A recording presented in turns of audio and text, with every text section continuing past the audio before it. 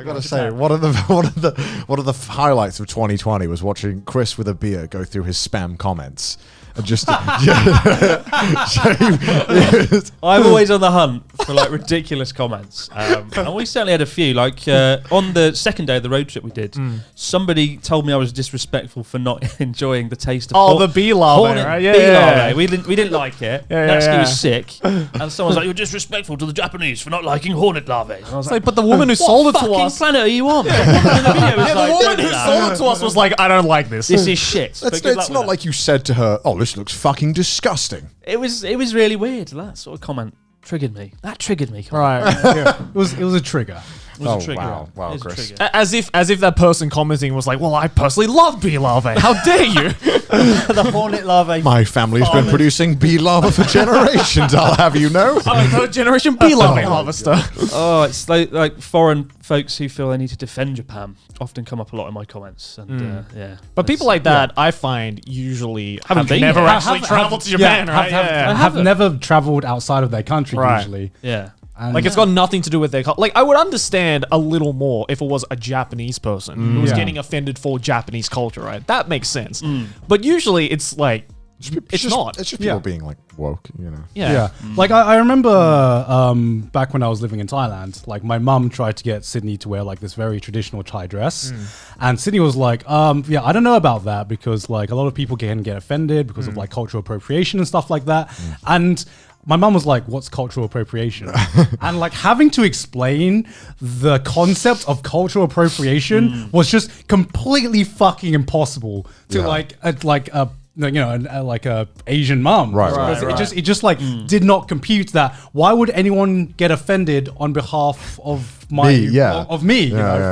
It's because before the word cultural appropriation came about, it was called cultural appreciation, you know? And now there's such a thin line between what is appreciation and what is appropriation. Right, yeah. It's if you take too much, you know. Right, it's like, is a white person wearing a kimono, is that appreciation or is that appropriation? If someone started shagging sheep, I would be like, hold on, that's my thing. Come on. How dare you appropriate? come off it, you know.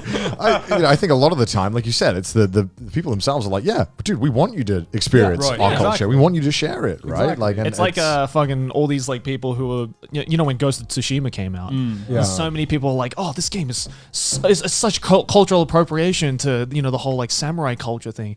People said that? Yeah. Really? When the game first came out, I saw there was this huge thing about it, and it was really funny because there was a guy who gathered a bunch of reviews, or like I guess like, you know, customer reviews of Japanese people who play the game, and they were like, nah, dude, it's cool. It's epic. Yeah. White people, please go ahead, make a game about samurais. It's fucking cool. If it's like, if they're obviously respectful towards it, who doesn't want a fucking video game about where they like their history? But there was this whole thing of like, oh, it's a Western company making a game about Japanese culture. And it's like, so if they can do it correctly, then what's the problem?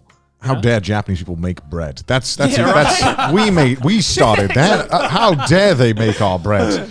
How dare white people cook rice? How dare they appropriate? Sorry, I don't want to get like too like anti-woke, but you know what I mean. It just goes too far.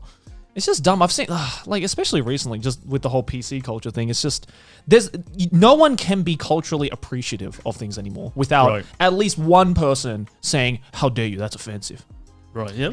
I think because it's like people want brownie points on Twitter, right? Yeah. Right. And because there are legitimate cases of people just being straight up disrespectful to a culture. Yeah. I think some people see that and they're like, oh, if I do that next time, I'll get Twitter clout. I'll get followers, right? So the next opportunity that comes up, they're like immediately like on it. And then everyone's like, well, I mean, not really. But that's the thing, right? It's like, you know bad intent when you see it. Oh, yeah. Right? And just some people are just so clouded by that. I mean, you'd think you know bad intent when you see it, but some people, it feels like some people are good at bullshitting. Intent is just lost in a lot of cases. And sometimes it's just hard, especially on Twitter. And like you said, some people are like chasing for this. Oh yeah, because some people are like actively looking for any example that they can see.